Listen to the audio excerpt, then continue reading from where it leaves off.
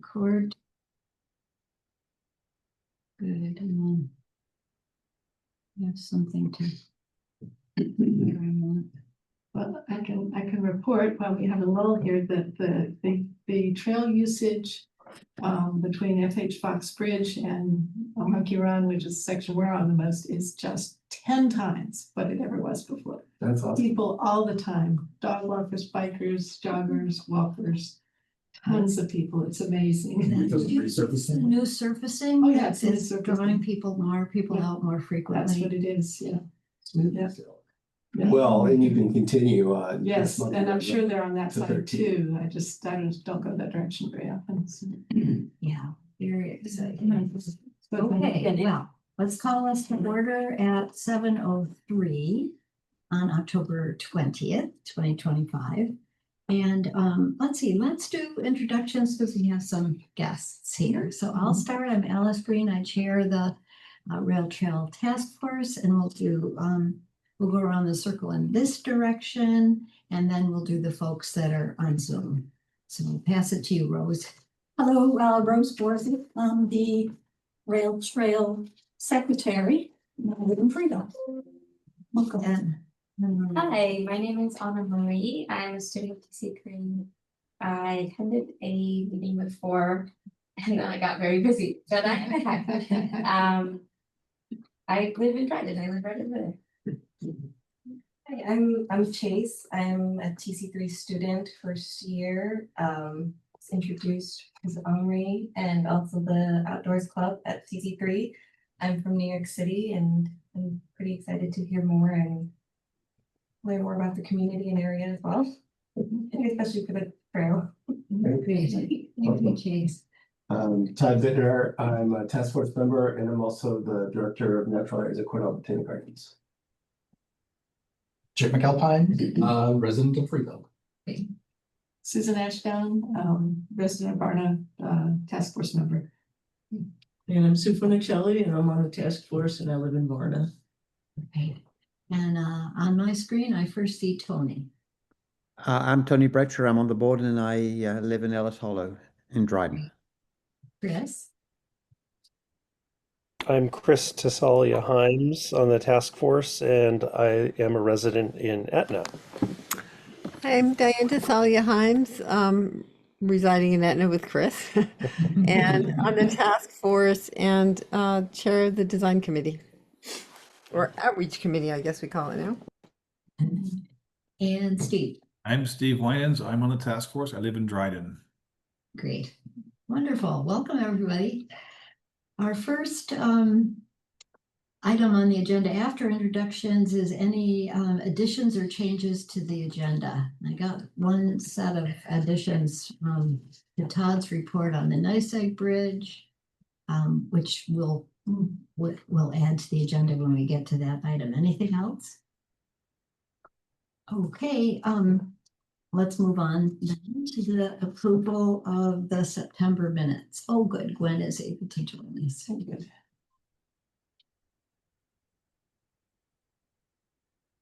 I'll move to approve.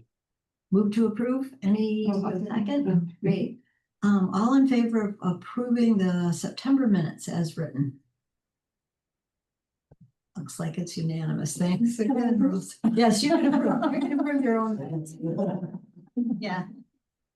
Actually, I should abstain from voting because I wasn't able to see it. So, but I did watch the video. There you go. Yeah. Good minutes. Thank All you. right. Good. And welcome, Gwen. Hi, thank you. I was having trouble getting in. I don't know. I'm goofing up here. We just did introductions, Gwen. Do you want to just introduce yourself? Oh, I'm Gwen Beck in Freeville, on the task force. Grateful for everybody's hard work. Thank you. Wonderful to have you with us. Are you home or are you on? Here's Mary. I'm home. I'm home. Oh, good. Just got home. Okay. From another meeting. Ugh. So I just tried to admit Marion to join us, who's working. She comes. Okay, good. Wait 1 second till she comes in and we'll say hi. Hey, John, welcome. Thank you. We just did a go round of, introductions. John, do you want to just introduce yourself real quickly? My name is John Lampman, and I have been involved with this committee in the past. And I used to be the highway engineer for Tompkins County. And a wonderful help to us as we look at bridge issues. We do. Well, welcome. Good. Welcome back. David, I see that you've joined us and I'll just welcome you if you want to introduce yourself, if you're hearing me. And then we'll go ahead with our agenda.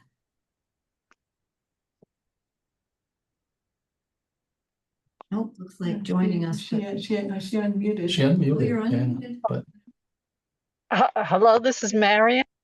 Hi, Marion. I'm on my phone because driving, so I will tune in as I can. Thank you.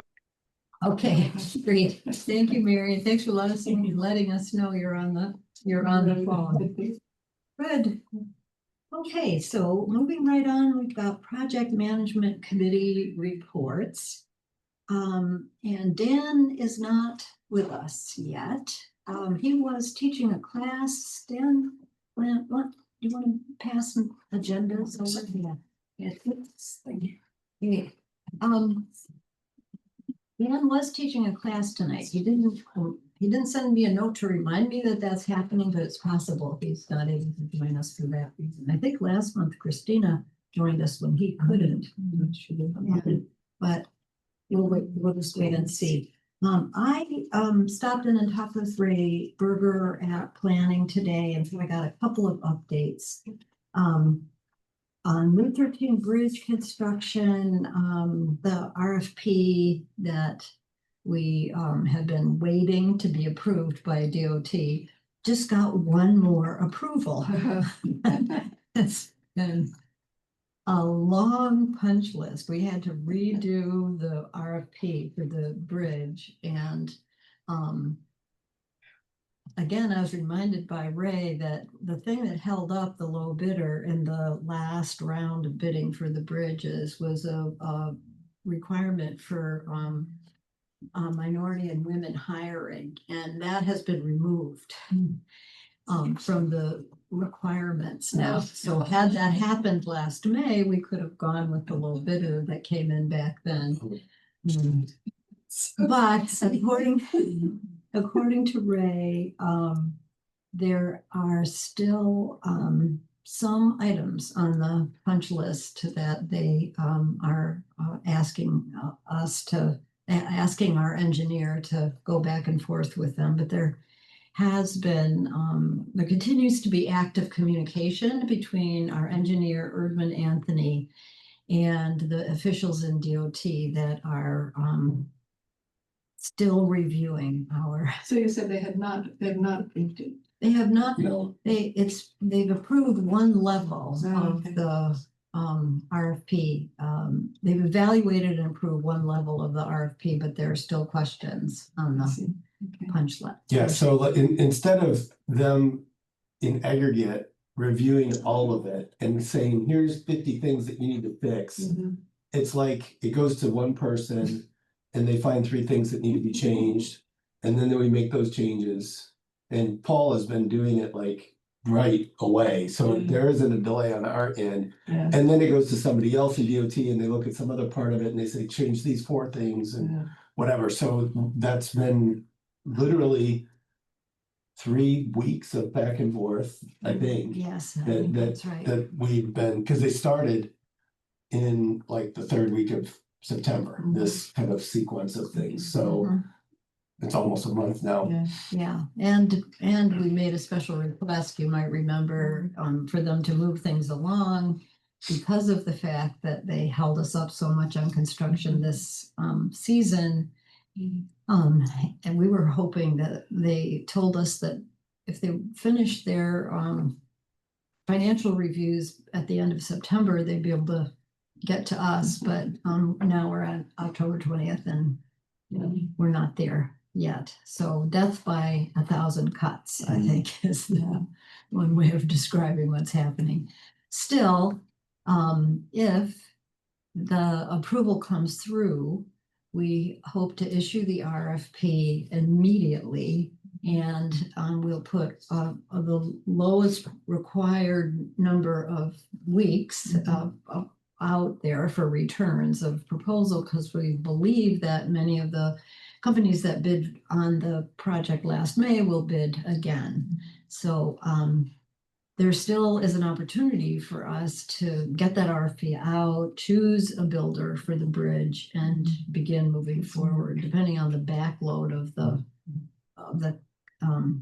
selected low bidder. So any questions about where we are with the Route 13 bridge? Okay. Phase 3 planning. Maybe can we just switch the order in the agenda? We'll do quick updates, and then the phase 3 planning piece where we consider the criteria for the alternatives will take us a little bit longer. And maybe we'll just and we'll give a minute for Dan to join us if he intends to. So Todd, do you mind if we move to the update on NYSEG section? So Charlie Trotman returned from being away for the summer, and he and I got together and talked about the schedule for the construction of the bridge on the NYSEG property. And so we still haven't heard, so things we're waiting on. We're waiting on the wetland delineation from New York DEC to basically say that our project won't have impacts on wetlands, and as long as we follow best management practices, we should be okay. So we put that request in like the middle of summer. We still haven't heard anything. Well, I got an update from Ray about that as well. And the Army Corps of Engineer, you reported, said yes, you don't need a wetland Special permit. Yep. But then the DEC had to rule on that. Todd, you sent some pictures and some site information to Army Corps, and they came back with that. Now DEC is asking for some pictures and some site as of Friday. And so we believe that maybe they did not receive the pictures that you sent, and Ray has them and he can send them on to them. So we heard something back from the DEC. Right. They had 90 days to respond to us, and I think the 90 days have passed, but they're still asking questions, and we did get a communication. All right, well, hopefully the information that we put together for the Corps is adequate to answer their questions. So, because it would be a lot different to go out and take pictures now. Yeah. So, I mean, we still could, but it was also not an insignificant amount of work to do all of that and the mapping and everything, so. Okay, so a little bit of progress with DEC. So Charlie, so there's the Corps or the DEC permit that we're waiting on. A former student of Charlie's is a licensed engineer, and he agreed to review and stamp the plans that the class created last year. So that will be needed, and so Charlie's gently prodding to get that one to happen, but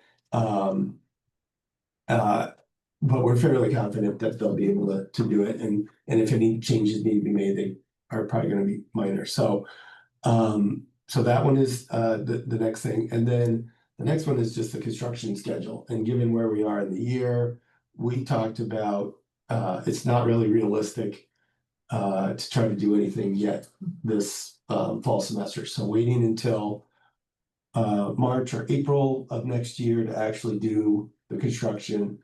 And that way we can line up all the funds, the class component that they're actually, some of the students are going to do some of the work, and the coordination with DPW and things like that gives us a little more time to get all those ducks in a row. So that's the plan for that. And most of that is things that most of you have heard. The new thing is that Charlie approached the Finger Lakes Runners Club about a grant opportunity to buy some material for the bridge, and actually help put the proposal together. I made some changes to it, and Alice just submitted it. And we should hear by like the second week of November, I think it was. Oh, good. So it was $2,500. It was a $2,500 ask for decking for the bridge. And Charlie had this great idea to make it even more streamlined. He's gonna put together the purchase order for this material, hand it off to the Runners Club, and they'll set up an account at the lumber mill for producing it, and then they'll just pay it directly. And so that makes things easier for us and Amanda and everything. Yeah. So Yeah. So yeah, that's now in the queue, and we'll wait to hear what. Sounds like there's already it's strong likelihood of being funded. Is it eligible as matching funds? It is eligible as matching funds. No. Nope. We don't have any grants for that section that require match. It's a great question though, because we are always thinking along those lines. Right. So the now the funds would be Cornell Engineering School funds, the Triad grant, and then the Finger Lakes Runners Club. And for folks who are new, it's a little confusing. We're talking about two bridges here. One bridge goes over Route 13. This bridge is about what, maybe a 15 feet tall. The 15 feet tall, the About 35 feet long. 35 feet long. And this one is off Pinckney Road near the NYSEG section. And we've already gotten a design created for us by a Cornell class, and now we're getting more donations to get that done. Good. And I'll just add one more update that regards that project, which is finishing the trail from Pinckney Road over to the washed out bridge and replacing that bridge. And that depends on, it's hoped that we could have a misplaced fence by this Bolt Storage Company moved back in time for our DPW crews to bring in their heavy equipment. It just happens that another report I got today is that Bolt Storage Company is requesting from the town a variance on their building permit, because they want to expand their storage units with Conex boxes right up to the edge of the right-of-way for the trail. But that would give us, right now, they have illegally built a fence right at the edge of the trail, and it will make it tricky for the equipment to come in. There's a stand of hardwoods on the left and a fence right up against the trail. So our planning director, Ray Berger, was hoping that in the process of working with them to get a variance from the Board of Zoning Appeals, they would then, move the additional boxes in and move the fence back.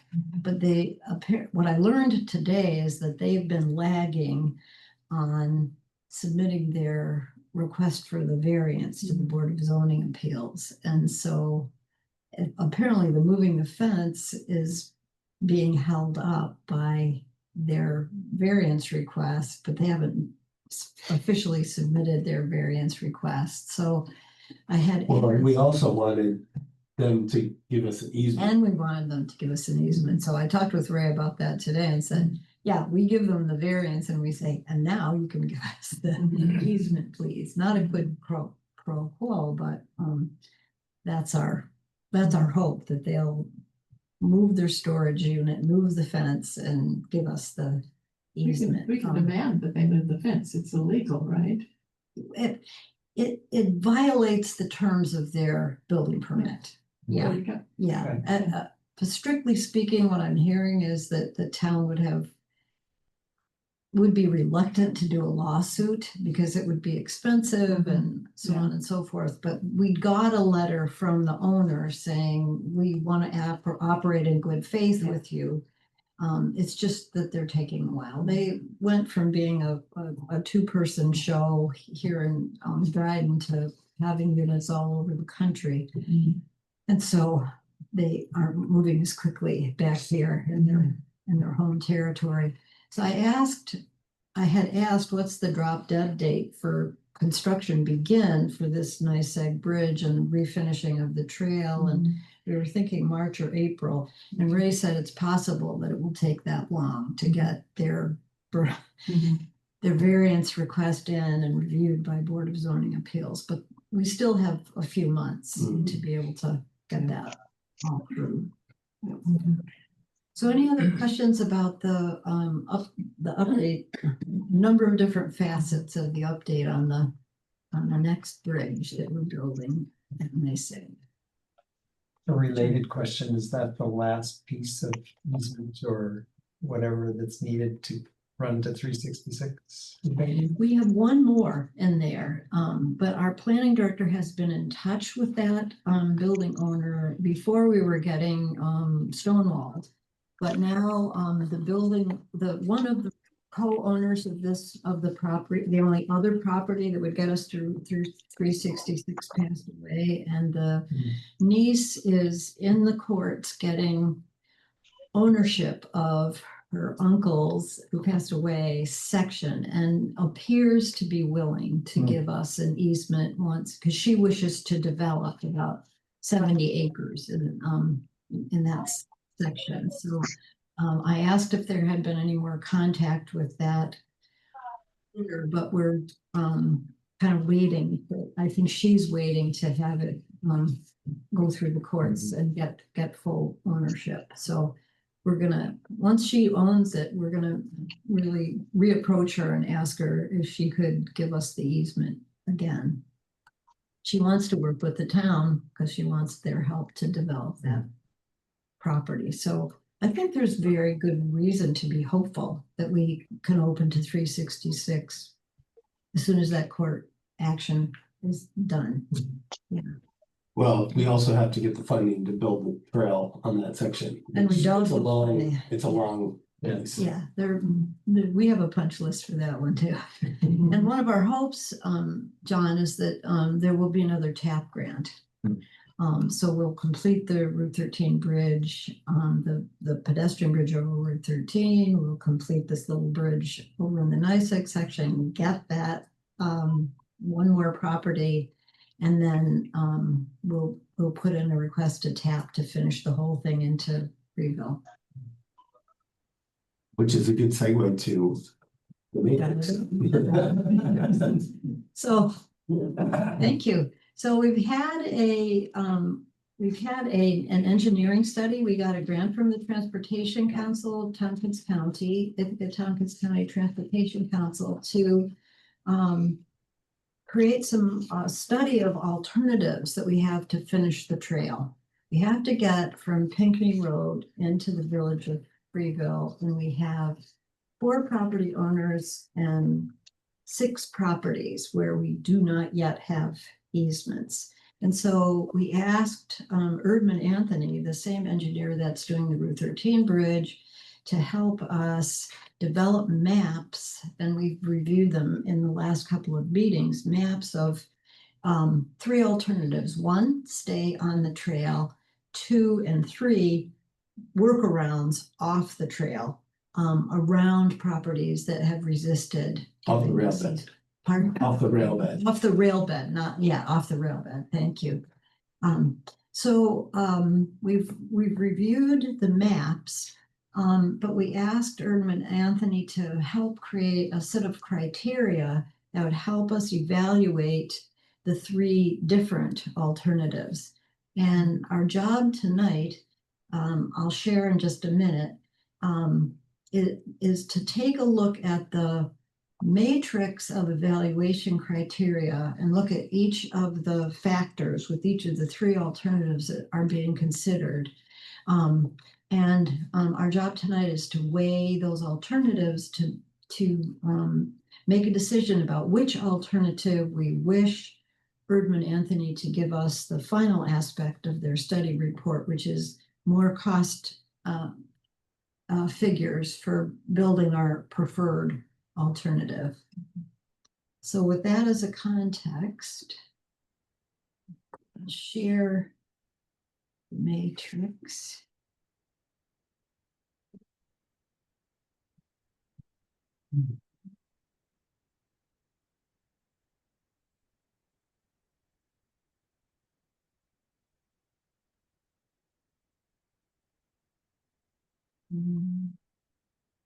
Folks see that okay?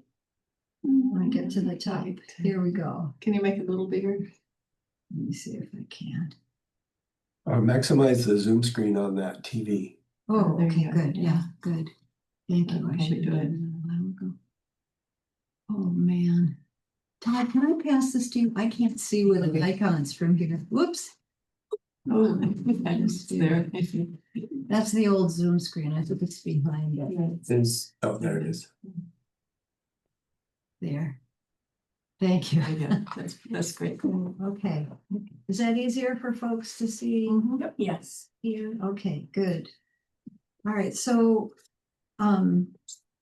folks have seen this evaluation criteria set. Well, so there's some things that are new that we added from our last meeting, and now we actually have the data for it. But if you don't I'll mind, pass it over to you. so let me just go through the criteria and provide a refresher and information for people that are new so that you understand.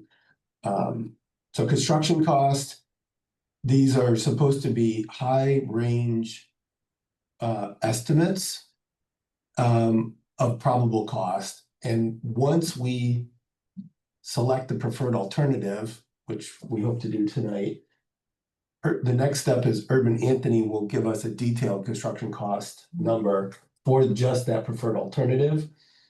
That would be what we would use for grants and things like that. Construction duration, their best guess of like how long it takes to do the work, depending on the complexity. And some of the complexity is length and what's on the rail bed and what's not on the rail bed, and wetlands and all kinds of other things. So trail length would be the total for that alternative if it were constructed. Trail length adjacent to roadway, when you're off the rail bed and paralleling a road, like going down Etna Lane or something like that. Trail length off of existing rail bed. So that would be where we deviate from the rail bed. That's why you see alternative one is on the rail bed, 0 feet off. And it also is 0 feet of roadway. So just to be clear, the 500 feet in alternative 2 of trail length adjacent to roadway is also captured in the length off the existing rail bed, because it counts against both. Number of easements required. The number of easements required is includes somebody that granted us an easement for the trail on the rail bed. But if we have to deviate from the rail bed on that person's property, we still need a new easement from them. So that number reflects both completely new easements and amended easements. And then this was feedback that we got from our last meeting. We added in easements required with residences less than 100 feet from the trail, and from 100 to 200 feet from the trail. So the thought was, how close to people's backyards, how many backyards are we kind of now cutting through, and it being a little bit more of a suburban or urban trail rather than out in nature. And so that those numbers reflect that. Roadway crossings is just that. Culverts required is for existing or new stream crossings that would be needed. And then they did, based on vegetation data and wetland data from DEC, they did wetlands that would be impacted. And so that would also then be reflected in the construction costs, that we would have some kind of wetland mitigation that would be required by DEC for offsetting those.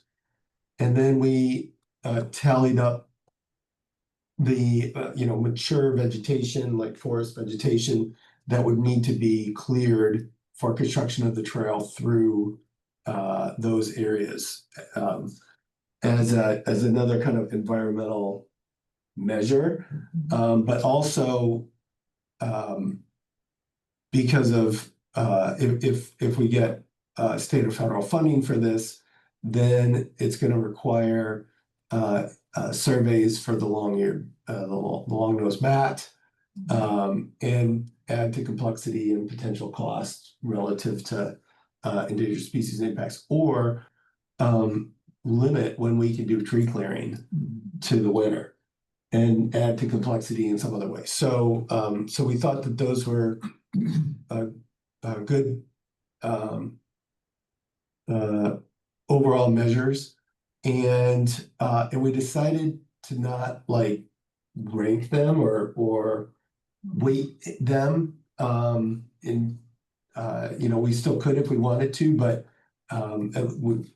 we can have a discussion now about what these numbers mean and what people's thoughts are. And I'm happy to answer questions too.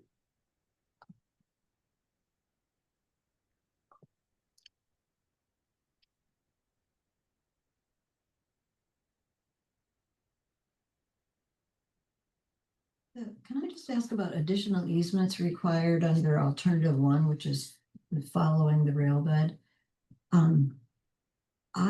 In my looking at it, it seemed to me that we always needed 4. I'm sorry, we had 4 property owners and 6 new easements that were needed. And so I just noticed this time that the number 11 under alternative 1 as additional easements required is confusing to me. Can you clarify that? I think I missed it when I looked at this the first time as well. Isn't it, or is it what you just said about, like, if we had an easement for the trail to go in a certain place, but now we're gonna shift it over? But alternative 1 doesn't include any. Alternative 1 is on the rail bed. Okay. So it, as far as I understand, that should be 6 rather than 11. Right. So Okay. we can follow up with them on that and ask. I But- just spotted it as you were reading through Yeah. it and went, that I've been saying to everybody in numbers of places and looking at combing those maps. So, okay, good. Well, that's one correction that we Right. need to make. Good. And I should also say that we agreed that this evaluation of this, because it doesn't have any confidential acquisition information in it, can be part of the minutes, can be part of the meeting.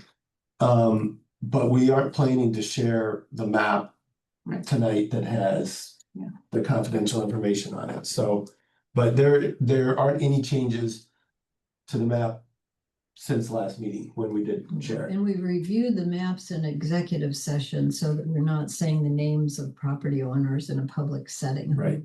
Who might be involved in land acquisition. So the easements required with residents less than 100 feet from the trail, so they're within a corridor, 100 feet. Then the next one, 100 to 200 feet, that's within a wider corridor. And does that include it must include. It's the No, same it doesn't, four, yeah, it doesn't make sense. regardless of the Yeah, it's distance. not making sense to me. Yeah. Because it's 4 and 4 and then 6 and 3, Well, 3 and 1. I think what it is saying is in alternative one, there are 4 that are under 100 and there are a different 4 that are 100 to 200. Oh, okay, okay. It just happened to be 4 and 4. Yeah. I got it. Yeah. Okay. So, additional thoughts or questions about any of the particulars, or can we begin to compare the alternatives? Clearly, the construction cost is, we're not weighting them, but the construction cost is very important to us as we're thinking about public funds for a public asset. And a big plus for alternative one, which is staying on the current corridor, is that it's significantly lower than alternative 2 or alternative 3. And we can also see that the construction duration is significantly less if we stick to the rail bed. Other factors that just jump right out to folks as clear indicators of one alternative or another. One obvious one, which is totally impossible to determine, is how easily it will be to get those additional easements. Right, isn't that the hardest metric up there? I mean, yes, money is, Yeah. a difficult thing, but if you're looking at, if we're doubling the money no matter what, 2.4 versus 2.7 versus 16 additional units versus 12. 16 question marks. Right. Yeah. Yeah. I mean, I know some people are like, I don't want the trail to be any longer. I get that. To me, that's like, whatever. Trail length is the trail length. If 12 easements is easier than 16 easements, and it's only a little bit more money. Yeah, and just in that comparison, we Right. should really be remembering that the number in column 1 is 6. Right. Right. So it's 6, 16, and 12. 6, Yeah. 16, and 12. Yeah. So every easement that we need to require is a huge question mark. Right. Yeah. But 3 compared to 2, just to break it down that way, Right. 3 isn't that much more expensive and 5 less easements. That Right. sounds like a That- good thing, and fewer properties that are close to the trail. Right. So that would just drop alternative. And a lot of the other things are a wash. I mean, Yeah. assuming it's this, it's obviously the same roadway crossings, the culverts, I imagine, are the same.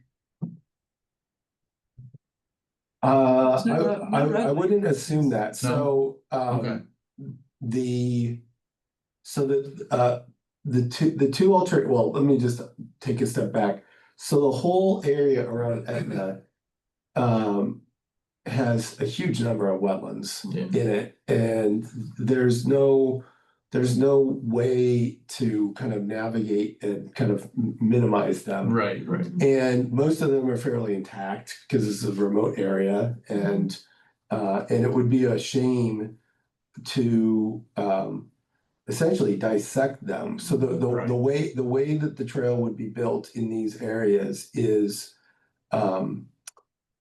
you would essentially put a dike out through crossing this wetland, or actually multiple wetlands in the case of these alternatives, and then put 2, 3 culverts, new culverts, to do that. But it totally you could say we're going to offset that acreage, but it changes the hydrology of that Yeah. wetland. Right. Yeah. Right? It changes the flow of it. It Yeah. creates a corridor for predators to get in, and it affects the wildlife and invasive species. And so you couple that not insignificant 1.2 acres Yeah, can you scroll up? of wetland. Do we see the bottom couple rows? Yeah. And almost 9 acres of deforestation. Right. In order to accommodate that is some pretty significant environmental impacts. Right. So you take that, add and double the cost Yeah. as compared to alternative one. And that route has the most length on the roads, which, you know, we had put as a high priority when we formed the task force years ago Right. to minimize that because of the public safety issue. And it's one thing if this is, you know, a road that has super wide shoulders and whatever, but these are podunky little town roads. Sorry, Dryden, but they're narrow, right? And the ditch is right there. There's not adequate shoulder. And so, and you know, there are places that have 45 and 55 mile-an-hour speed limits. So it's not And a. the it's a- snowplow pushes snow up right Yeah, onto yeah. where you would, Yeah. yeah. Exactly. And, you know, we're trying to build a trail to be ADA accessible. And then so putting 800 feet of, you know, of the trail on the road is not consistent with kind of what we have had before as. So when we say the trail length adjacent to roadway, we're not talking about a separate trail with a. It's drainage. whatever existing. Well, we don't know. Okay. So right now, it is the trail on the road, not the trail on the opposite side of the road Yeah. in somebody's, that goes across people's front yards. Because we We didn't, didn't have we wouldn't have the easements for that. well, I mean, and a lot of people wouldn't Yeah. go for that. So no, that's 800 feet of the road, of the trail on the road itself. Okay, and we don't know what that would look like if there would be a change to the road, to the shoulder, to rumble strips. No. It's just 800. It would be us marking that the trail is on this road and then Right. get on the road here and off the, and get on there. Okay. So, that's, yeah, so to me, that's one of the biggest issues. Because there's just only so many different ways that you can get around some of the properties that have been unwilling to give us easements. And, you know, we picked a route to the north of the rail bed, more or less west, and a route east. Yeah. And, you know, whatever the two paths of least resistance, and the only way to do that is to have some of it on the road. Yeah. Todd, I have a question, in regard to wetland impact. You had mentioned dikes. Are they at all looking at the possibility of doing boardwalks, elevated boardwalks through those areas? Does that save any cost, but We didn't. maintenance, you know? We didn't look at that, but when we considered the spur trail in Monkey Run that would go down to the Route 13 bridge over Fall Creek, we had the same conversation because there's a number of wetlands in there. And Bob and Rick Young and I went out there and looked at that exact scenario. And this was actually before some of the construction costs went up you know, as a result of the pandemic and things like that. But the amount of expense for treated lumber to be able to build that boardwalk that is capable of supporting vehicles was multiple times more than if you just go in there and put fill and culverts. And I mean, that's why people do it that way, because it's the cheapest way to do it. So, I mean, I could see if we had a little like wildlife observation platform or something like that we might want to do, that would be the right kind of, or a boardwalk out into a natural area that's that doesn't have to support vehicles, but because DPW needs to access the entire trail with their trucks, it would have to be built like these trestles across like Game Farm and Cascadilla Creek, and that's for hundreds and hundreds of feet of that, it would be huge. That is a question that would be asked, so good that we got to answer that now, yeah.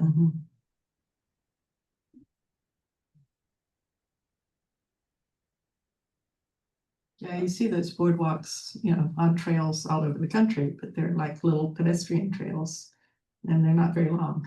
Right. And they're very different from what we need to They're do. not multi-use in the ways And that that, ours you know, is. Exactly. I know that you can, like we did with the trestles, you could still cover the tops with a heavy plastic and put stone on it, which we would need to, because you can't, remember, we are building the trail for equestrians. Right. And you can't have horses on a wooden structure. Yeah. And so then it adds even more cost to doing it that way. Yeah. Any other factors that jump out to folks as we're thinking about this? We've talked about wetland impact and how much acreage would need to be cleared in addition to the costs and the incursions in people's backyards. So what are the three roadway crossings are?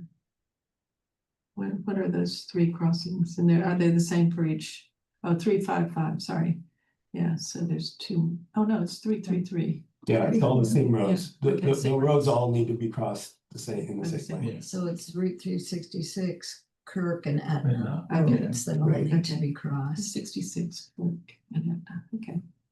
And those, you know, typically, that's not a new situation for us. We know how to. Yeah, and none of those are places where there's limited, where you can't see. Sight lines, yeah. Yeah, they're all good sight lines and Yeah. nothing we haven't done before.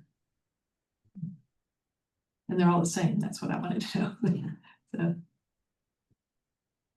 Yeah, that originally was put in there because they had created an alternative that had multiple road crossings, multiple additional road crossings. And then we're like, no, you're not going back and forth across Route 13 again. yeah. Yeah, that was the first alternative. Yeah. That was It's crazy. so out there. So this is a response to a number of different reviews and iterations, and this is the best analysis I think we're gonna get of Yeah. the Oh, alternatives. in that our- seems very complete and Yeah. answers all my questions, yeah. If there aren't other questions, are we ready to vote? Tony or Chris, Diane, Gwen, Steve, do you guys have anything to cover? I don't have any questions except maybe a process is when we go for voting, are we going to vote for like who likes one, who likes two, or who likes three? Or do we want to like decide if there's any that right off the bat we can say nobody feels this would be a good option? Or are we going to want to rank all of them in terms of how we feel they would be how our preferred ranking and how we feel it would represent what we're hoping to do with the trail. I didn't ask that very clearly, but I hope you understand what I'm trying to say. Yeah, no, that's fine. I don't think we actually fleshed it all out, so I'm open to thoughts. Ultimately, what we need to do for the grant is to go back to Urban Anthony and tell them what our preferred alternative is. And then with that information, then they're gonna go and give us a more detailed cost analysis for that preferred alternative. So that's what the process is with them, but we can rank or vote on things any way that we want to. I mean, alternative one is staying with the rail bed, and Right. as far as we know, that is not feasible without pressure to landowners. But any of these might need. Right, they might, Right. right, No, and it might be even more complex. Well, I wouldn't use the word pressure. So the tactical approach that we had was to be able to have more information to Say then this is- re-engage with those individuals and have that next conversation. Right. So Okay. one of the things that have been shared previously in conversations with folks, and their response was, well, you're never gonna build it, so why should I give you an easement? Well, we're building it. Right, the day is here. And you know, and that was kind of the approach, is like, well, we're gonna build it as we have easements, and we're moving in that, you know, kind of from each end into the middle. And you know, we now will have more detailed information about the costs, and this isn't just federal or state, but Right. the town and the best use of the town's limited resources. And you know, to be able to then re-engage and say, here's all these, you know, positive reasons to do this, and to have the conversation that has been had with every landowner, is what kind of ways to minimize the impact of the trail can we build into the project? Right. So to address issues like concerns about trespass or noise or visual, you know, changes to their landscape, that kind of thing. So so that's what we're kind of stepwise working towards. Yeah. And this information is going to be helpful in having those conversations, or having those conversations with new individuals if we go with one of these other alternatives, and then they'll be able to have this information as well. Yeah. We're in a new situation, we will be in a new situation when the Route 13 bridge is completed and the NYSEG section bridge is replaced, and we. Right, because now it's like, hey, there's only this tiny little bit left. Yeah, that's right. So I'm hopeful that it has been 2 to 3 years since we've approached the remaining property owners. There's actually only 3 that will be left after the one between Route Finke and Route 366 clears things in court. I'm optimistic. I don't take that as, you know, that will be that we know for sure that there will still be resistance when we're in a new situation to approach folks. Can I quick say something? Oh. Mm-hmm. Yeah, I appreciate everything people have done and said here. I just had to clarify in my own thought.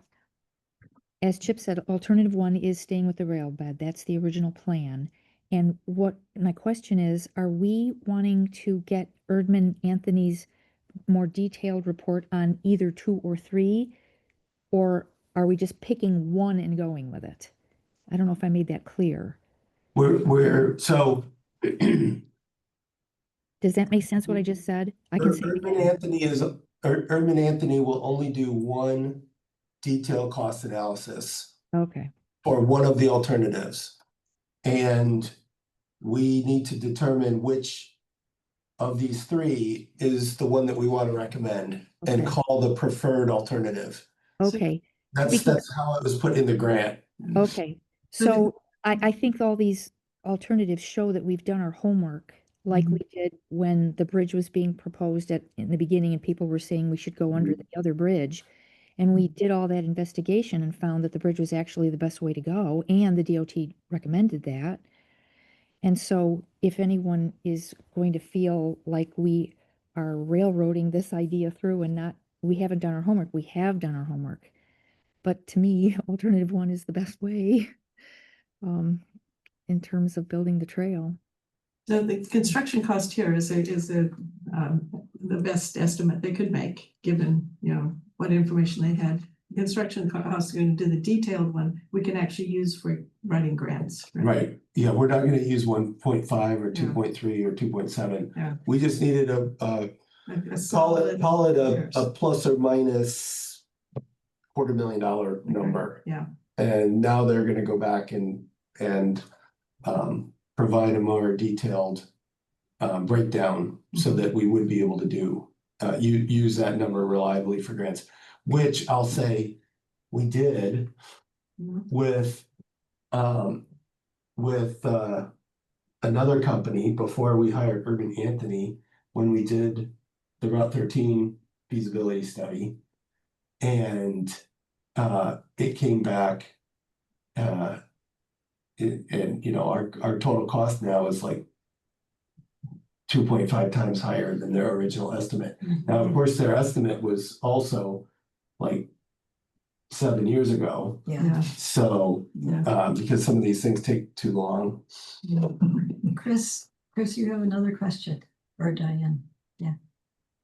If it's just me, I guess I wanted to speak to sort of what Gwen, two things. One of the things what Gwen was saying is that, you know, what we're doing now and looking at these alternatives is doing the due diligence. So when we come up with a plan, you know, it's really shown that we've thought about these things. We, you know, we just haven't decided on something. And the other thing I wanted to mention is I think Chip had asked about easements or some landowners potentially not being willing. I think when we're looking at all the easements, I almost think you have to maybe assume that every other easement on 2 and 3 may have people that aren't willing. And, you know, I think unfortunately Bob's not here, but he would be able to sort of give a sense of, you know, maybe how daunting the task was when he first started trying to get all the easements, and the amount of, you know, repeated meetings and explaining and winning over trust that was required to get so many of them. And I just wonder how many people might say, why do you want an easement for me? I'm like 2 miles from the trail. I don't want you going through my property. So we may end up with this same, you know, more challenges than we have now. Thanks, Diane. That's a really great point. And it reminded me of one of the things that Bob used to convince people to give the easements, which doesn't apply for the off-rail bed parts of alternative 2 and 3, which is that those areas are already encumbered by water, sewer, utility easements, and the individuals couldn't use their property, build on that portion of it. They could use it for lots of other things, but they couldn't build on it. Here, you're going out into with the off-rail bed areas in alternative 2 and 3. You're going off into the middle of somebody's field. You're going off in the middle of their woods, where the kinds of impacts that they might have to their property or their backyard are much more invasive than going on areas that are already currently encumbered with other easements. Can I make a comment? So one thing we haven't talked about at all is eminent domain, right? That, you know, with all this work we're doing, you could just take all this to a judge and say, look, we've done our homework, and this is the only way that really makes sense. And just let a judge decide. Well, we part of the reason that isn't something that we've been talking about is because that's the kind of thing that we normally put into the executive session. But no, I mean, if we're actually talking about specifics, right? And right now, our goal is to still try to get all of the easements from folks that are willing to donate them. To work with. So that's still plan A. And you know, we'll do plan B if we have to do plan B, but right now the goal is from willing landowners. And another possibility might be to give cash inducement. I think there's a lot of creative things that could be put on the table. We might have people that have changed their mind over the past few years. We might have other tools in our toolbox. But right now, this is kind of trying to separate these things and then being agnostic to the mechanisms for acquiring that. It's more about kind of the nuts and bolts of what makes the most sense from the different values that we have here. Yeah, yeah. Can I just make a point of, again, going back to easements, is that if we change that number 11 to 4, and then we're going to use, let's say for sake of argument, alternative 2, to argue that we want to get $2.3 million because we're going to go that route. If I was reviewing that grant to say, hold on, there's 4 easements versus 16, the chance of getting those must be so slim. Why would I ever fund it? Right. Well, I don't think we can fund until we have easements. So That was my question is, should we try to get the easements before we put in a grant? yes, so we learned at with our original TAP grant. And with this last one, even though we didn't realize it at the time, that you need to do that. And that you need to have the easements. And Fernando advised us on that repeatedly. He's like, it won't be a competitive grant because it'll take years for you to get all the land acquisition and all the easements.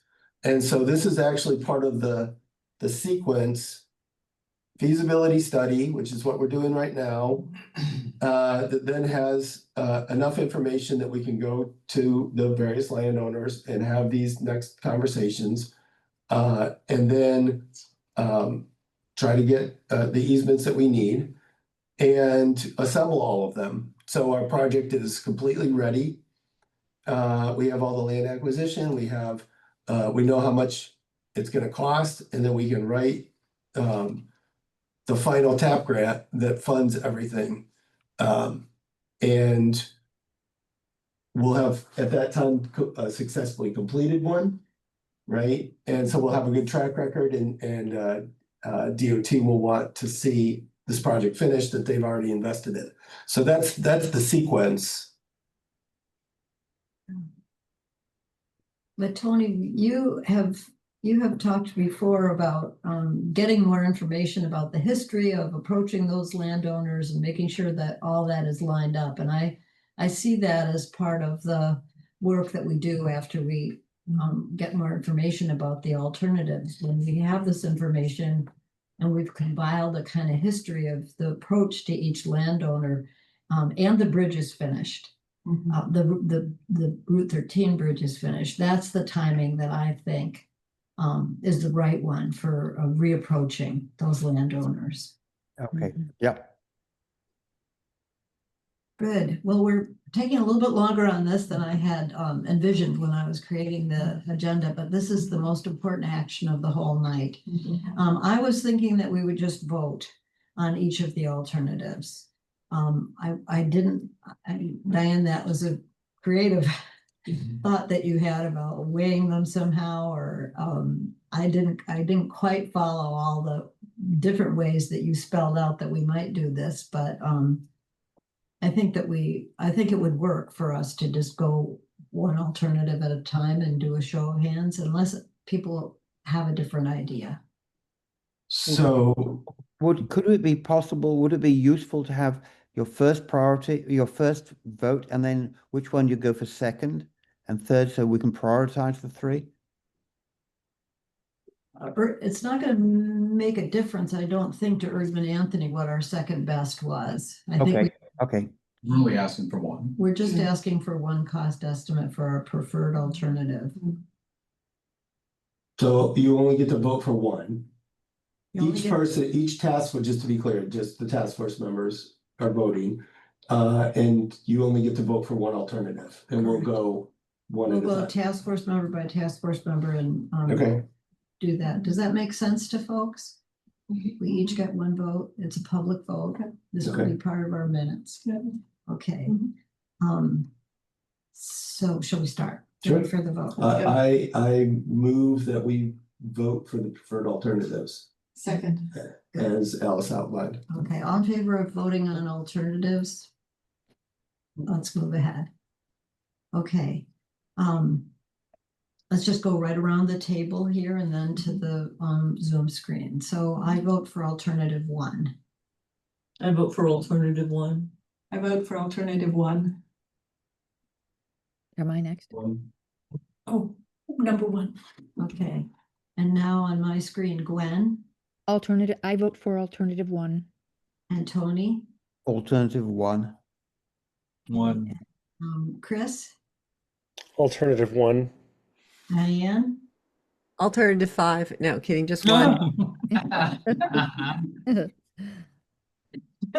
it's Diane, and Steve. One, okay. All right, so it is unanimous that we will ask Erdman Anthony for a deeper dive into cost estimates for our preferred alternative. That is number one, and that keeps us on the rail trail corridor. And to Real- correct the number of easements for alternative one in the matrix. Yes, And then that corrected copy should be what it is in the minutes. goes into the minutes, yeah.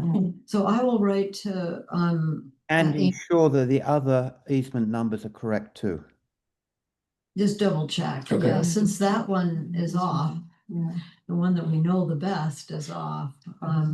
Do we need to justify or provide any reasons why we agreed that that was a better choice over the other two? Well, I was just thinking in the future, we've got some really good data here, and in the future, we might want to phrase, put it together in another way, which would be useful for us. Yeah. So, I mean, the meeting minutes should reflect that was the purpose of that conversation, but I asked Dan what the town board might find valuable, and what we just did was what they were wanting us to do, so there wasn't anything more specific that they were asking that we provide. Okay, good. So the data that was provided by Erdman Anthony that just came off the screen, plus the narrative that Rose will provide for us, and we'll work together to make sure that it reflects the full conversation. That will be the documentation that shows that, this is many weeks of work. So thank you, everybody, for your attention to all of these details. It's really very reassuring because we really needed to know this. We needed to know it in this detail. I think informed decisions. So I can think pre-pandemic of having a potential plan coming in that went through a lot of people's backyards, and we didn't really have any way to evaluate it. And thanks to our grant from the Transportation Council, we are able to have this data to bring to folks. Money well spent by Tompkins County to help us evaluate this. Good. I'd also like to add that it also feels good to have a path forward decided. Yeah. Yes. And data that we can show to people as we speak to them. Yes. We're not asking you again, just because we want to be pests. We've studied other ways to do this. And would be involved. In terms of degradation to the landscape costs, that's many things. Thank you. What is the, do we have a specific deadline for Urban Anthony to give us this final cost number, with this? No, but they've been plugging away at this pretty quickly, so I would hope in the next month or two we would have this finished. But that's just a guess. Yeah, from our point of view, as we were asking for this study, we were keeping our fingers crossed that there wouldn't be a TAP grant offered when we didn't have this data yet. And so far, there's nothing out there that we know about that's that says that there's another transportation alternatives grant on the horizon. Good. Okay, let's move on to take just a quick review of the grants that we have in progress.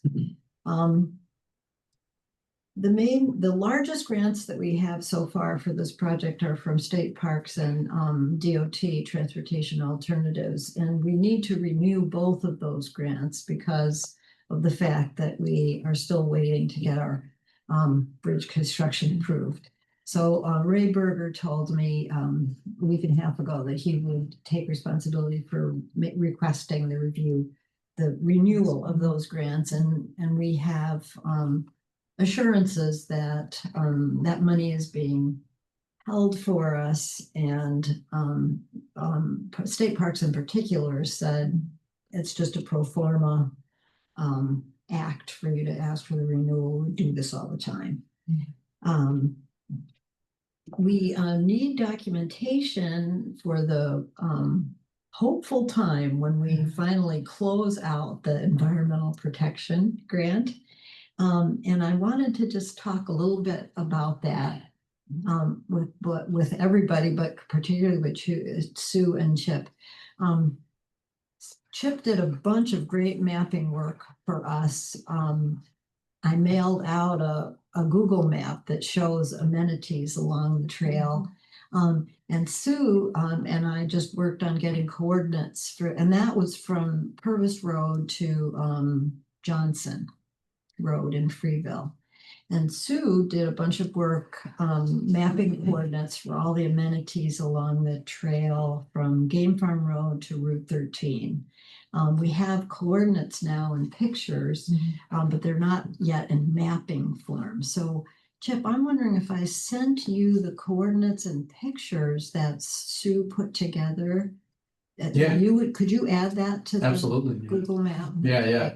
Great. And I also would love to see the a coordination between the beautiful mapping work that you've been doing, Tony, and the work that Chip is doing, so that we eventually have all of this data in one place. So we'll share that out when it's done. I mean, if there are pictures and coordinates, I could put on the maps I've made, pictures exactly where everything is. Cool. That's great. Good. I can't say I can do it very quickly, but I could do it. Great. Yeah, that's great. Because then we are going to need to have pictures. And I think both of you have done pictures in those sections. Loads of photos in both of those sections. The only sections that is not yet documented is Route 13 to Johnson. But that's not part of the APF grant. We don't. So I do have some pictures from the accessible parts of that. Great. Because I've walked, other than the washout, the Nyside washout, I've walked that from both ends. And I've walked the Hallwoods Road, and so they have all those. So the EPF grant is from Springhouse Road to Freeville. Okay. And from Game Farm to Route 13. Okay, then we definitely have photos We've got it. from multiple seasons and. Well, but it has to be there has to be photos of all the things that we spend money on. Okay. So like the trestles and Game Farm, the new culverts that we just did by the FH Fox Bridge, the resurfacing of the FH Fox Bridge and the railings, the road crossings, signage, the electronic flasher signs, the benches. Yeah. All of those things are what is in basically a whole photo catalog of everything that we spent money on. Before and after photos? No, I don't think we need No, before, I think but just what's been done as it is.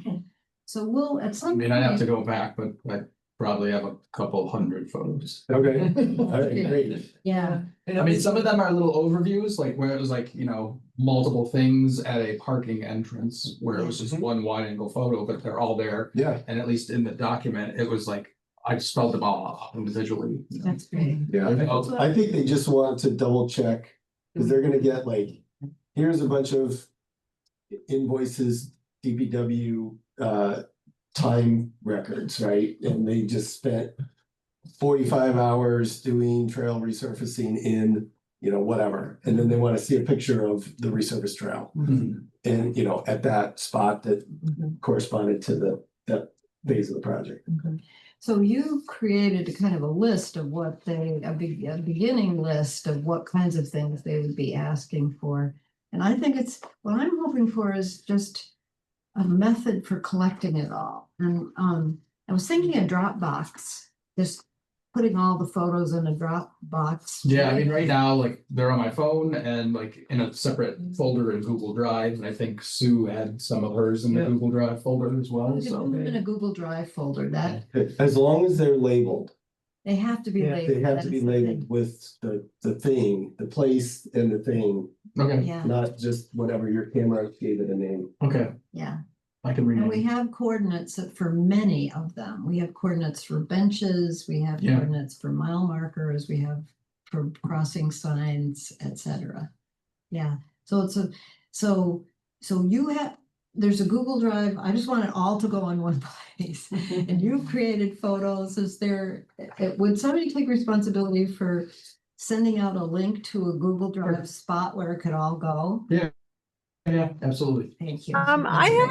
We have a DRT archive Google Drive, Google Mail account in a drive, and I'm wondering if that would be a good repository for some of these things. Sure, I mean, I can just copy and paste and move it over. What I have, yeah. Diane, could you send that to Chip? Yeah, I'll do that. And if I forget, can you email me? Yes, Remind me to do that. Thank you. Good. Okay, that's wonderful to get those photos. And once we have them all together and we can match that up with what the state parks folks are looking for, we can identify if we have any gaps and just get that in place. So when that's set up, I will then put in 2 or 3 of them and send out an example of what I'm thinking of doing so I've got the composite Google Maps, which are high resolution, like I did for the steward sections. I take all the steward sections off, and then I could put in photos with arrows or whatever to where each of these things is. Is that what you're looking for? That's beautiful. Yeah, that sounds good. will that be overwhelming? Well, if there's 100 things on there, it'll be a lot of things. Yeah, and so like right now, like I haven't attached the photos to the map that I made, but essentially if you click on any of those pins, it pops up the information for those pins. The photo can just be embedded in that pin. So then when you click on a pin, like you could filter the layers and say, I only want to see mile markers. And then you click on mile marker 5.5 and you click on it and you'll see that image as well as the GPS coordinates. Rather than trying to crop out all of those individual photos and put them in a static image and have hundreds of little photos embedded in there. That seems like a good point. And not very useful. Are you talking photos of each individual little mile marker? Or like Yeah, I mean, I have all those, so I could just embed that in the pin information and then it would pop up. Have you ever booked a campsite using like recreation.gov? And you would go to the campsite and you click on a pin, it says site number 1, and then it shows you a little photo of it in that little bubble. That's essentially what it is. That's cool to have created that, yeah. So we'll use that, that's not, Tony, it sounds like that system would work. The map, the beautiful map that you created will be very helpful to us when we're explaining to potential stewards, the sections that we're talking about. But maybe we'll use that. Yeah, I mean, if you want the photos and grab them out of the drive and embed them in your map, that's fine. It just seems like a lot of work and overly complicating the map that you have. Yeah, I'd envisage it as a different map from the steward's map. But I mean, I see your point, and I think you've got a very good point. You're just more technologically advanced than I am. Certainly than I am. That's for sure. Yeah. Do you have a way of mapping trails in the natural areas that matches up any of the conversation we've been having here? So I use ArcGIS, and that's how I made a bunch of the maps that Diane's put on various things.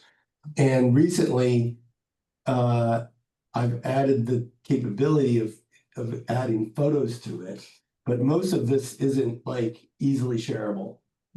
The simplicity of what you're developing. Yeah, once I do the work, all you share the link. Is a lot easier. There's so many other hoops that I have to deal with in ArcGIS. It's not the right Right, system. and then for you this. need to have a, a minor degree to use ArcGIS. So the thing that's nice about mine is that I can bring in other data and look at it Yeah. like Urban Anthony did. So I have like the tax maps. I can pull that information up. I have the wetlands layer. I've already mapped the Dryden Rail Trail on it. I have aerial imagery, so I could do fancy things like I did with Charlie's class and overlay the engineering design over the LiDAR data to come up with a map. So it has a lot of functions for particular things, but not the simplicity of like what Chip is talking Yeah, about. but I mean, at the same time, all of the data that's embedded, I mean, it's essentially Google is using like a pseudo Excel spreadsheet. All of that can be exported, and then so you would be able to create other layers and import that into ArcGIS as well if you really wanted to, I believe. Okay. Yeah.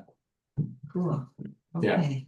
I wish there was a way, I gotta look and see if there's a way for me to just make that public rather than having people request it, because when I first sent it to you, I didn't realize it was gonna do that. I had to do a permission. Yeah, and so I gotten a few of them, but I gotta dig and see if there's a way that I can just make it public. Okay, great. And I know you have a new job, so is there a time, is the time crunch? It's a wonderful thing that you're offering this simple technology, but the question is, do you have time also? I don't know. Yeah, I started a new job. I work at Ithaca College in Tech Ops. Great.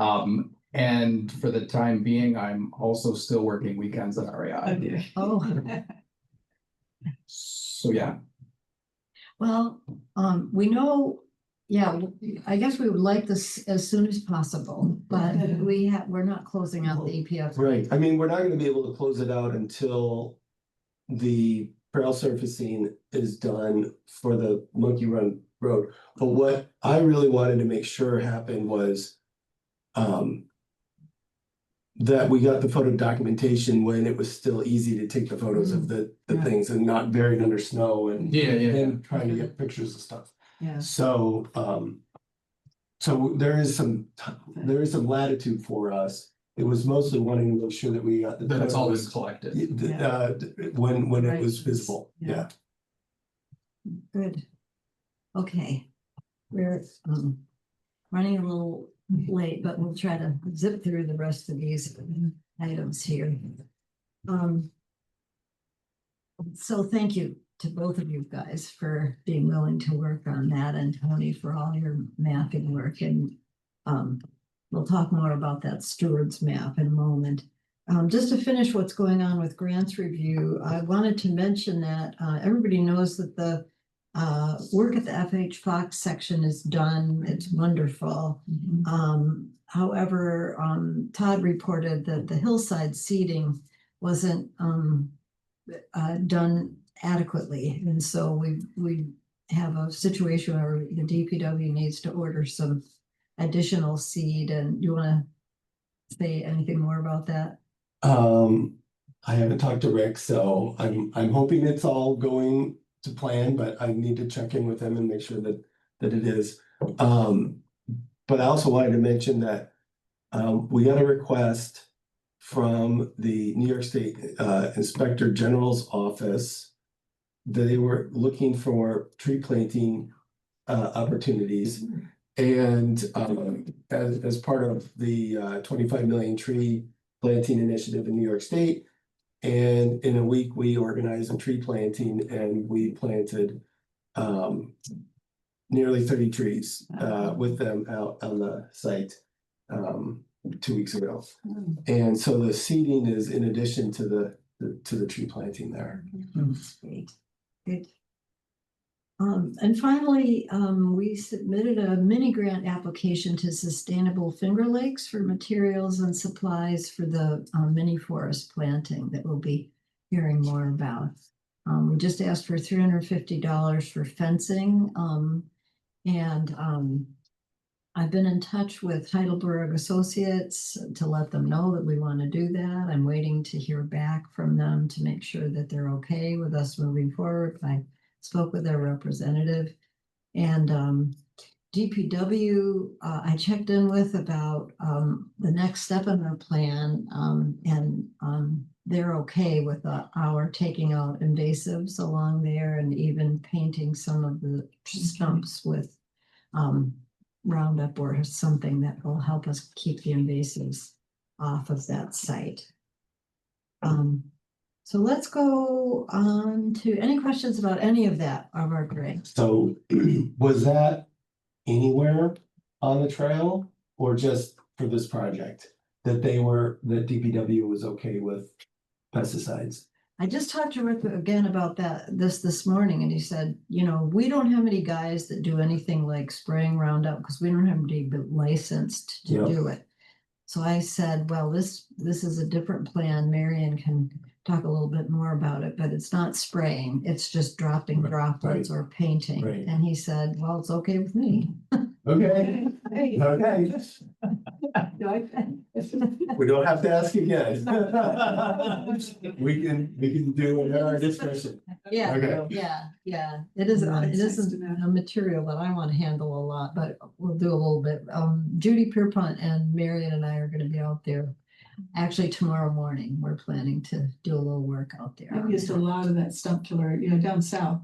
You just can't do anything without, you know.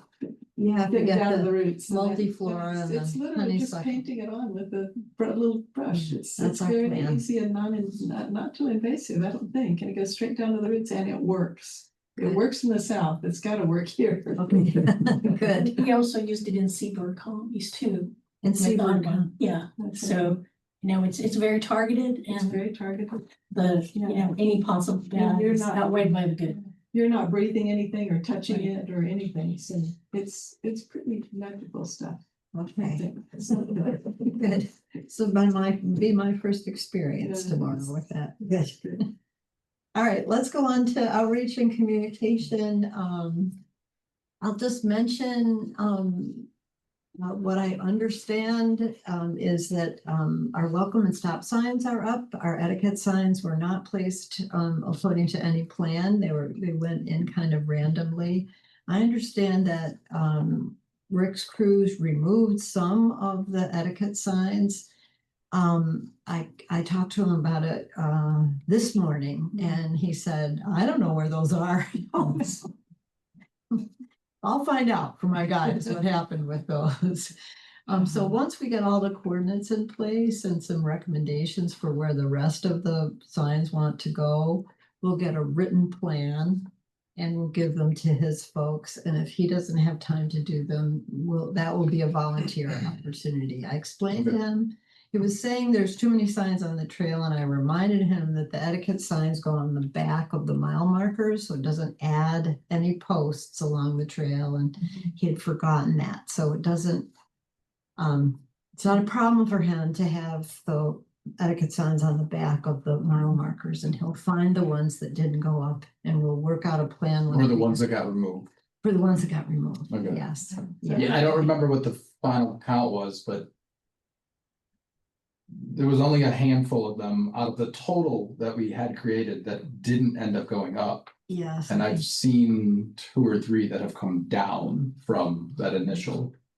Right. While we were mapping, they were going up, and I'm like, that wasn't here a half an hour ago. So Diane, one of the things that's gonna happen is that we're gonna want to order some more of certain signs. I think, you know, one section I think what we had ordered was 3 sets of 7 different etiquette messages. And our plan was to put one of each of the messages in each section, but I think a couple of the same messages went in one section. Oh, yeah. So we have to start all over again. And multiple that are doubled up.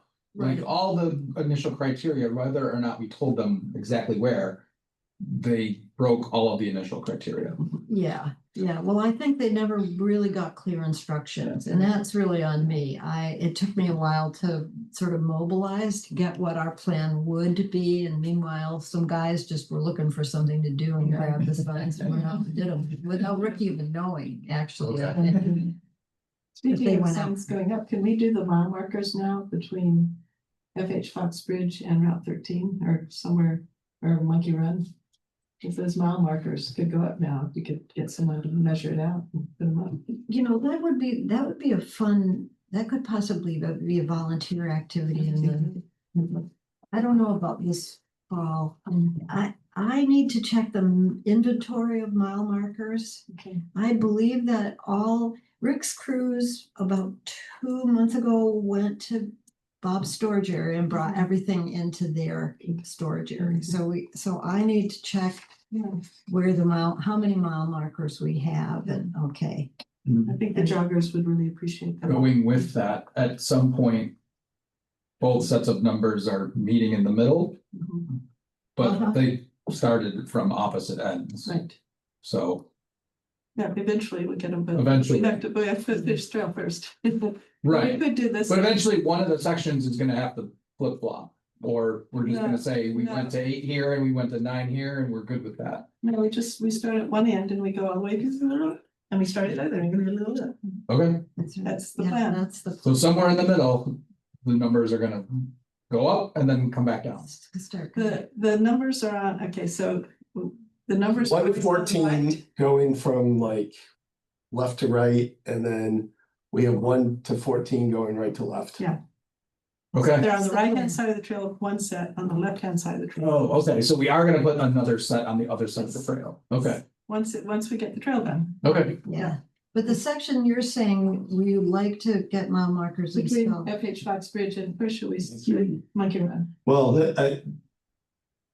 we don't want to put any signs up until the trail from Monkey Run to 13 is Right, done. It's done, so. And so then, And that's the bridge. so then, so that the mile markers could go in after the bridge and the trail are finished. And then it would be Monkey Run all the way to Pinckney. Good. For now, we could get it to Monkey Run, because that section is done. Done now. Good, okay, good. So, Diane, we're gonna need to inventory where they are now and how many more we need, but what I'm hearing is that we need some more, please clean up after your pet ones. We'll need to do another order for those. And I put in kiosks next steps, but let's skip that for now, because we can talk about that at another meeting time. Do you have anything else that you want to talk about from the outreach side before we go to? Can I add one thing about, I just want to say we have a new volunteer, Liz Radman, who's very eager to help out with like kiosks and social media and that kind of thing. So I just recently met with her and Ivan, they're the volunteers that have already been working down at by Purvis Road. They live down there. And Liz is Ivan's wife, and she's very interested in helping out with that. They have actually a lot of good ideas, and she's willing to help out with the nuts and bolts. So we're working right now to find a time for Alice and I and Liz and Diane to all get together and meet and kind of get on the same page about what needs to be done. And I think Liz is going to bring a lot of good energy and enthusiasm to the project. Awesome. Yeah, and maybe isn't juggling so many different projects as you are, Diane. So we'll get some, it looks like we can get some assistance. And that was another spinoff from doing that Hopshire event. Yeah. That just chatting with folks brought that volunteer possibility to us. So that was worth it. Good. Let's talk about trail stewards and volunteers. The invitation to potential trail stewards is still a draft, not quite done. But Tony, we have the final map that divides it into the final set of sections.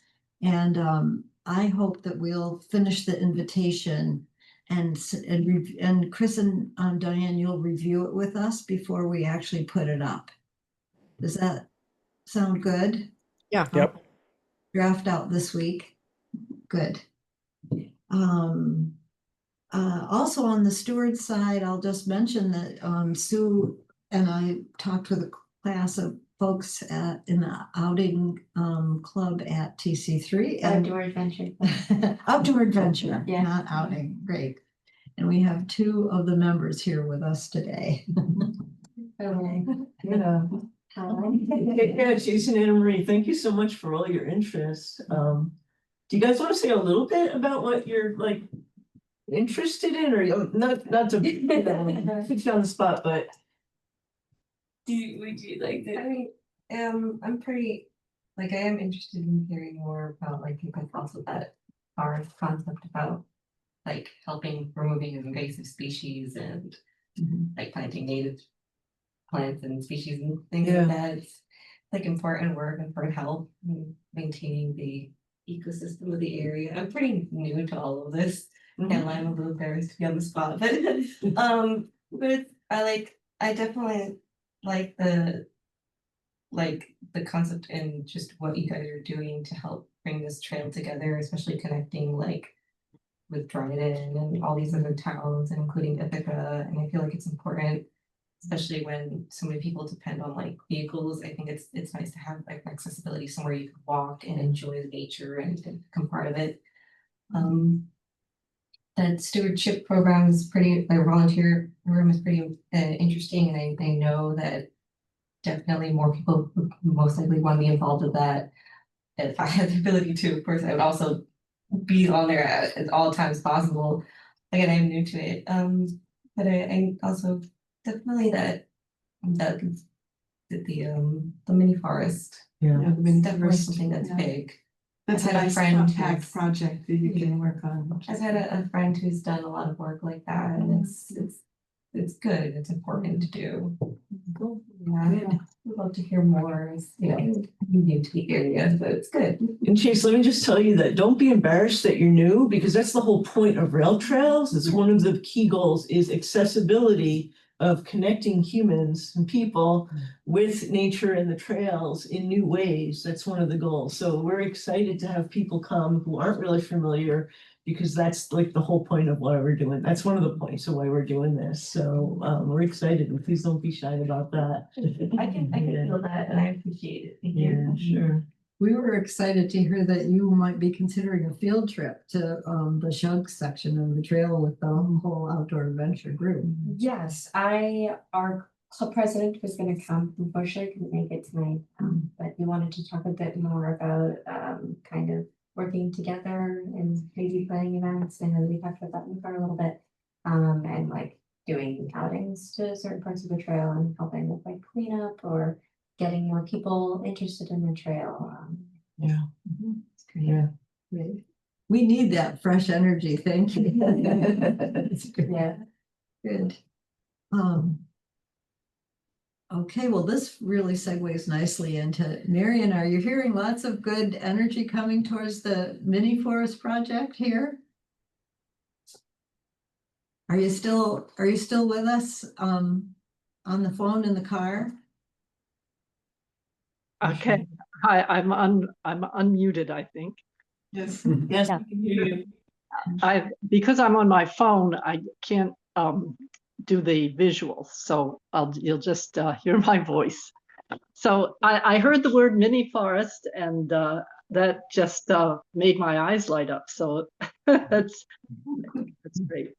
So I just wanted to update the task force about the fact that I had talked with the head of this company that makes the it's a kind of a powder that you add to the planting hole when you plant these trees in the springtime, and it forms a gel that will keep the plants watered in between waterings. So they have offered to actually supply us with enough for 200 plants. It only takes about an ounce per each plant. But he said, well, just send us pictures of what you've done. So it's this is the sort of grant that is easy to say yes to, I guess. He wanted to support community projects that are doing reforestation. So we'll have our field trip tomorrow to see about clearing out some of the invasives that are at that cement factory site. And then in the spring, when we do our planting, we can try this new product that will help us keep the plants hydrated during the hot summer. So I'd be happy to answer any questions if I can. And otherwise, we'll give a little report next month about what we do tomorrow. Mm-hmm. Yeah, maybe next month we'll be able to say whether we got that sustainable Finger Lakes grant for fencing and buying a few plants and seeds too. Mary, what's the name of that company? The name of the company is Carbon Neutral Ag Science. And their idea is to use this product in agriculture. But, you know, I think it works well with any kind of plant. Good, yes, and we'll be able to provide, perhaps we'll be able to provide them some data with, for this kind of planting and this kind of setting, so. They sent. Reaching out to that company and getting that agreement to supply the product to us. Yeah, well, that was fun. Great. It's a small company, so speaking to the CEO, I think, you know, there are probably only 3 or 4 people that are working there. But the Zoom call is interesting because their agronomist was calling, he was tuning in from Mexico. And he's the one that we'll be working with to actually implement this donation. So it's great. It's going from an idea to becoming more and more concrete. Yeah, so we'll be out there tomorrow morning from 10 till noon doing that work on the invasives. And if we don't get to all of them, we'll schedule another time. And if you're interested, Chase, I'll pass on that one. Put my email down, so okay. Cool. Good. Yeah, we can change our, you know, we can schedule things so that when you're available, it would be great to have more help. Great. Good. Okay. We talked a little bit about the we got a chance to thank Rose for the porta potty donation at Freeville. We're wonderful to have that there. We have run into some problems there, and you guys, do you want to report on what happened and what you've? Did you talk to the guys that were cleaning it, right? No, Rose did. Oh, I did call the company, and they do not want plastics in there, but he didn't indicate that I had to go in and fish out what I saw in there. Apparently, you know, they'll deal with it, and she was gonna notify, because they come in weekly and do the clean and the refill, and she said she'll alert them that it'll be there, so. But I was very relieved I didn't have to go in there with the fishing hook. Oh, God. Pull out bags that were in there, because I think there were at least 3. It's been a little bit of an issue in the village with some people who've been walking and leaving bags on the trail. Like right in the middle, like. Saying that they're gonna pick them up on the way back. I don't know if that happens, but you know, clearly, I think this is not gonna be just a problem in one area. I think it's gonna show up in multiple places that are heavy with dog walkers. And yeah, it's, I mean, I used to walk my dog all the time, and it is kind of a drag to carry your poop bag, but you know, it's your job. It's your job. So we have this as a chronic problem at the Botanic Gardens, and in the Arboretum, where we don't have any facilities, we don't have any garbage cans or whatever, and also people are walking quite far from their cars, we put in a dog poop bag station. And it's the only place that we do it.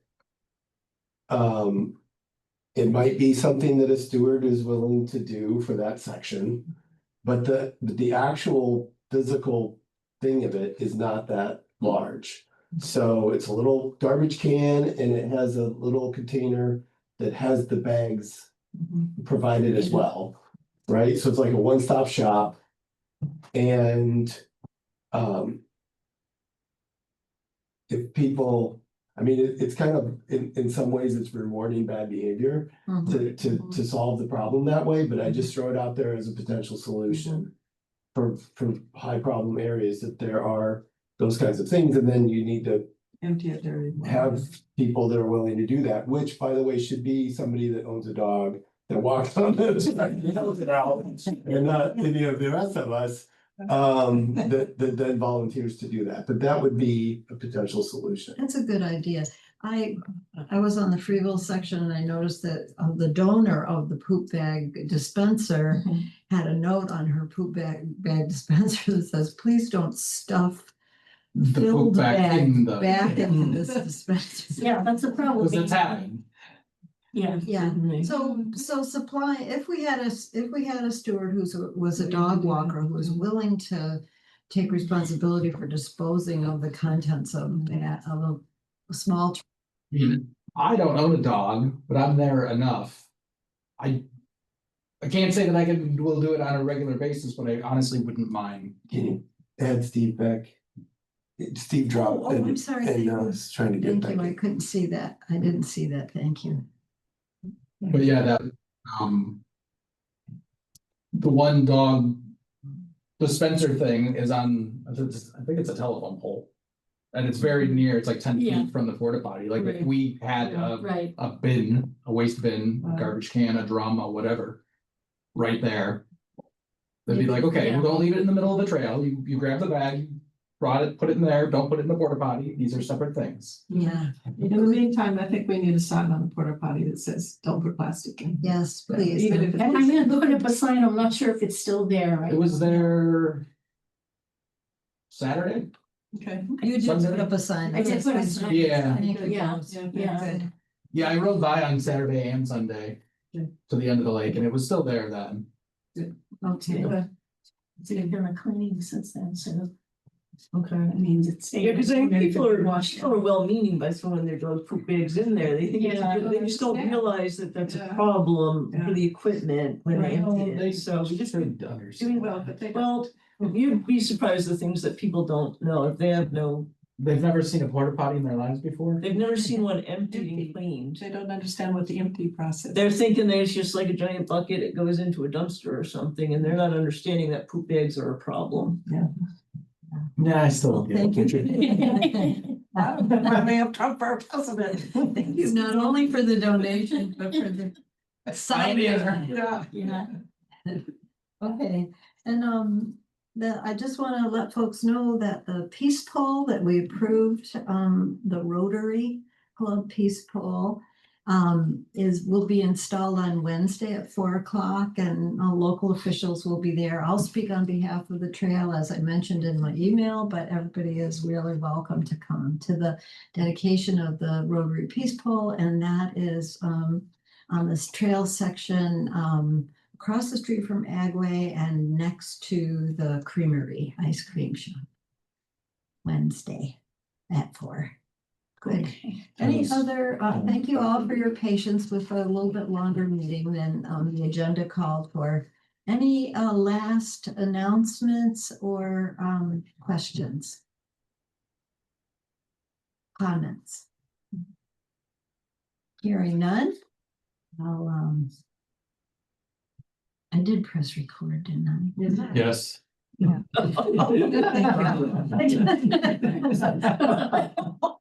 I think. I'll turn off recording. Yes, okay, we'll stop recording and thank everybody who's visiting us on Zoom for being here, and we'll set our next meeting for 7 p.m. Monday, November 17th, right here in the Caldwell Conference Room, and Zoom attendance by invitation. Thanks, everybody. Good night. Thanks. Good night. Right. It's 8:52 What brings you back p.m. today? Is to catch up? Yeah. You have to get. Often have conflicts. You guys contact me